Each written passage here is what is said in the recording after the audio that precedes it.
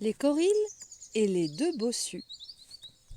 Évelyne Brizou-Pellène, les contes traditionnels de Bretagne. La nuit en Bretagne, il est difficile de sortir sans rencontrer ces curieux personnages que sont les Corrigans. Amis ou ennemis, ils inquiètent. On raconte bien des choses à leur sujet. Ainsi, il semblerait qu'à Plodrin, sur les landes désertes,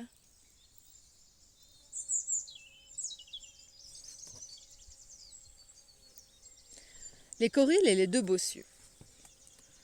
Le vent soufflait sur la lande. Rien ne l'arrêtait jamais. Si on rentrait trop tard des champs, on risquait de se faire surprendre par des bandes de Corrigans. Il ne faut pas croire que les Corrigans soient partout les mêmes. Dans les bois, on peut se trouver nez à nez avec des cornicanèdes, ainsi nommés parce qu'ils s'appellent en soufflant sur des cornes qu'ils portent à la ceinture. Dans les marécages et les lieux bas vivent des poulquicans.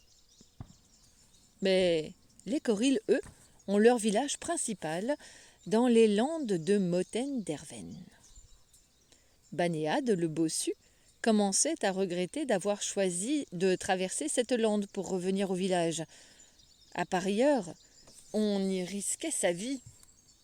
Il tenta de déceler les bruits qui pourraient être inquiétants, mais le vent l'empêchait d'entendre.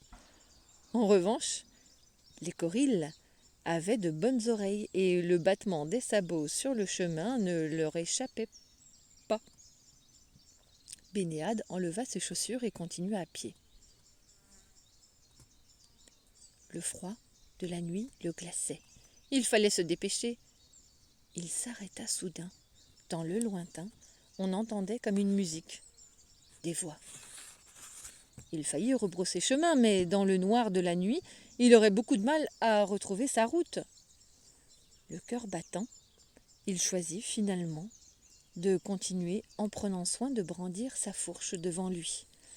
À ce qu'on disait, les Corilles détestaient les fourches et ne s'en approchaient jamais. Les voix lui arrivaient de plus en plus distinctement. Si c'était bien les Corilles qui commençaient à danser sur la lande, il n'y avait plus qu'à prier pour que la fourche soit une bonne défense. Sinon, Banéade serait entraîné dans leur ronde infernale et il en mourrait. Il le savait. Non, c'était trop dangereux. Il fallait s'en retourner. Mais voilà que la chanson parvenait de plus en plus clairement à ses oreilles. Banéade ne pouvait plus changer de route. Il n'avait plus assez de volonté pour revenir sur ses pas. La chanson l'attirait. Il allait droit vers elle. Impossible de s'en empêcher. Lundi, mardi, mercredi, disaient les voix. Banéade s'approchait. Il voulait s'enfuir, il avançait toujours. Il voulait se boucher les oreilles, il ne pouvait pas. Il entendait cette chanson, toujours la même. Lundi, mardi, mercredi. Banéade s'arrêta près d'un rocher. Devant ses yeux effarés, les Corilles tournaient, en se tenant par la main sans s'occuper de lui. Comme au bout d'un moment, personne n'avait encore regardé de son côté, Banéade se rassura et se prit à fredonner dans sa tête la chanson des Corilles, tandis que ceux-ci, tournant inlassablement, répétaient « Lundi, mardi, mercredi ». C'est un peu court, se disait Banéade. Et, sans s'en rendre compte, il se mit à chantonner la suite. Jeudi, vendredi, samedi. Oh, les Corilles s'arrêtèrent tout net. Il sait la suite de la chanson, s'écrièrent-ils. Il le sait. Ils entourèrent Banéade, qui se mit à trembler de tous ses membres et à regretter sincèrement d'être là.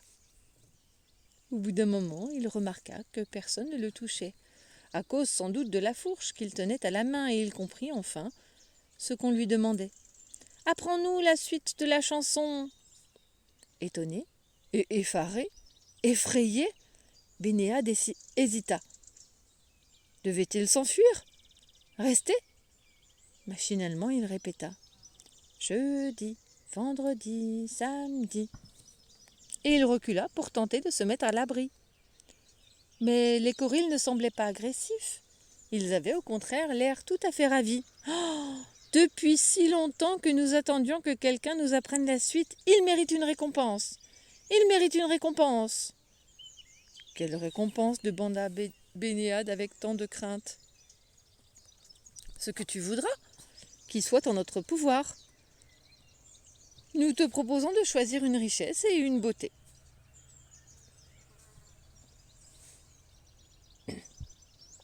Nous te proposons de choisir entre richesse et beauté. Bénéade demanda songeur.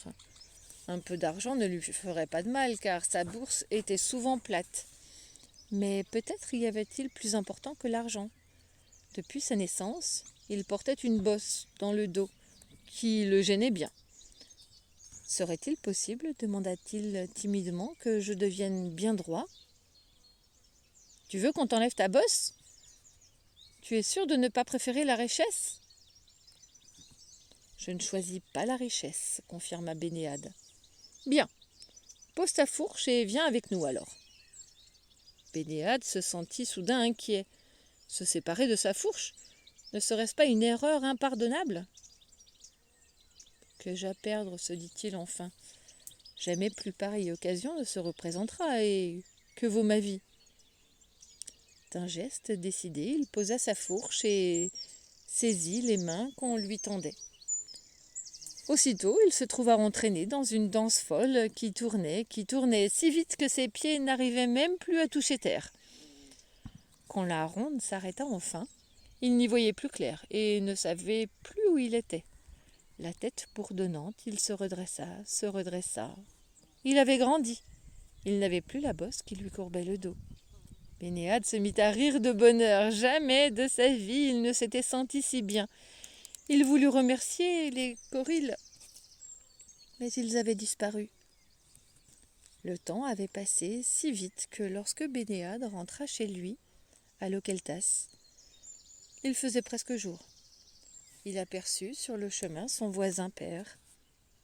Un moment, il eut envie de changer de route parce qu'il ne l'aimait pas beaucoup, mais ce matin, il était si heureux qu'il était prêt à parler à n'importe qui, même avec Père. Tout comme l'avait été Bénéade, Père était bossu, mais leur ressemblance s'arrêtait là.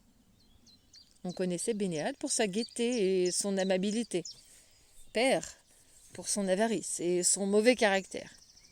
On disait partout qu'il passait son temps à compter son argent. Il prêtait aux plus pauvres, mais pour leur prendre tant d'intérêt qu'ils n'avaient jamais fini de régler leurs dettes. Père le bossu ne disait jamais bonjour à personne, mais là, quand il vit le visage de l'homme qui arrivait sur le chemin, il s'arrêta, suffoqué. « Tu ressembles bien à Bénéade, toi. Serais-tu son frère ?»« Je suis Bénéade. »« Ah tiens !» s'exclama le bossu avec méfiance. « Je vais te croire, peut-être. » « Crois-moi ou non, ça m'est bien égal. » Père fit une grimace et ricana. « Alors tu veux me dire comment je m'appelle, sans doute ? » ?»« Évidemment, tu es Père. » L'autre le regarda d'un air étonné. « Il y a tromperie, se fâcha-t-il. Comment aurais-tu perdu ta bosse ? » « Je me suis endormi dans la lande et voilà, je me suis réveillé tout droit. » Père jeta à Bénéade un regard en dessous et ne répondit rien. Père était grincheux et avare, mais pas sot. Il tourna dans sa tête la question de l'ancien bossu et se dit que sûrement il avait menti. Il revint sur ses pas et frappa à la porte de Bénéade. « Te rappelles-tu, lui dit-il, que tu me dois 5 écus ? Il était convenu que je te le rembourserai après la récolte. »« J'en ai besoin tout de suite. »« Tu ne peux pas faire ça, père, » s'exclama Bénéade. « Je ne les ai pas pour l'instant. »« Ah, dit Père, tu n'as qu'à vendre ta vache. »« Non, pas ma vache, je t'en prie, père, sois raisonnable. »« Raisonnable, idiot ? Tu veux dire ? Enfin, il y a peut-être un moyen de s'arranger. Si tu me disais, par exemple, ce qui t'est vraiment arrivé la nuit dernière. » Bénéade réfléchit. Si je te le dis, tu me remets ma dette? Je te la remets. Juré? Juré. Et bien voilà. Et Bénéade se mit à raconter tout, exactement comme c'était arrivé. Et il a choisi la beauté, se moqua Père en rentrant chez lui. Faut-il être sot? Mais faut-il être sot? Et il se frottait les mains de contentement. La nuit suivante, Père prit grand soin de se munir d'une fourche et s'engagea sur le chemin de la lande. Le vent avait cessé, mais il tombait une petite pluie fine et désagréable. Père n'y pensait pas, il espérait seulement que les Corils seraient au rendez-vous. Il arriva trop tôt et attendit, caché à l'ombre d'un buisson.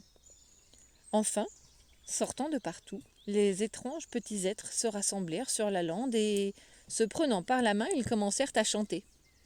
Lundi, mardi, mercredi, jeudi, vendredi, samedi. Père resta suffoqué. Il ne pouvait pas dire la suite de la chanson. Les Corils la connaissaient déjà. Eh bien, songea-t-il, heureusement que personne n'est passé avant moi, car il ne reste plus grand choix. Et comme les danseurs reprenaient lundi, mardi, mercredi, jeudi, vendredi, samedi. Et il ajouta bien fort et dimanche. Il sait la fin de la chanson, s'écrièrent les Corils. Il mérite une récompense. Il mérite une récompense. Quelle récompense? Demanda Père en se rappelant ce que Bénéade lui avait dit. Ce que tu veux. Hier, reprit aussitôt Père, vous avez promis à Bénéade la richesse ou la beauté. Moi, je prendrai ce qu'il a laissé. Les Corils aussitôt l'attrapèrent par la main et l'entraînèrent dans leur ronde. Quand après la folle danse, les Corils le lâchèrent, Père avait 2 bosses.